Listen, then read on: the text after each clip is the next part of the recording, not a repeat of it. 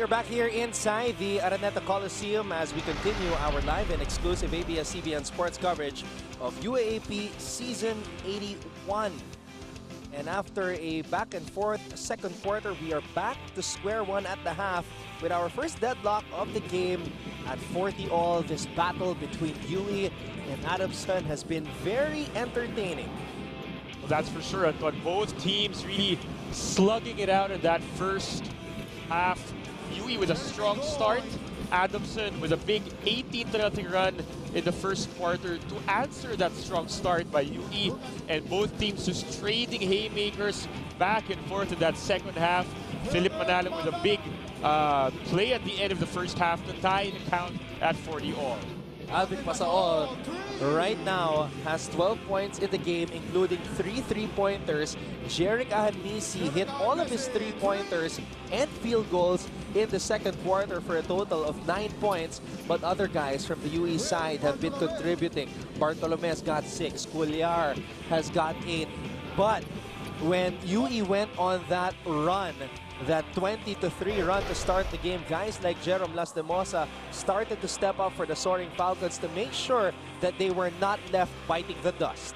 That's a big reason why, talking about Lastimosa, he's a big reason why we have 21 points off the bench already for the Adamson Falcons. To put this into perspective, Anton, entering this game, Adamson is actually dead last in bench scoring with only about 24 points per game off their second unit. But right now, they already have 21. That's a good sign for them heading into the second half because they have just 19 points from their starting unit. In contrast, UE averages 42 points from their starting unit, already with 36 in this game. A big reason for that is for Adamson, Papisar has not scored yet.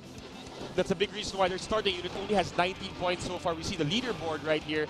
Jeric Ahanisi already with 9 points, 8 rebounds for Papisar, 3 assists for Lastimosa, who's been stepping up on the other end. Pasaol really carrying the fight for the UE Red Warriors with 12 points and 5 boards. Now, I wonder what both coaches told their players at the dugout after that eventful first half. Let's find out, starting with our courtside reporter from the Adamson side, Cor Katibayan. Anton and Enzo, that slow and sluggish start can be attributed to the fact that the team was too relaxed because they were unable to follow the game plan of Coach Franz Pumaran and their defense was flat. However, things have since shaken up since Jerome Lastimosa broke the silence in that first quarter, which is exactly what the Falcons needed in order to wake up. Coach Franz also reminds them to start putting pressure on the Red Warriors, which is something that they should have done early on. He says that they have to start protesting and widening the gap against the Red Warriors. 3 things: run, hustle, and do everything that it takes. Anton and Enzo?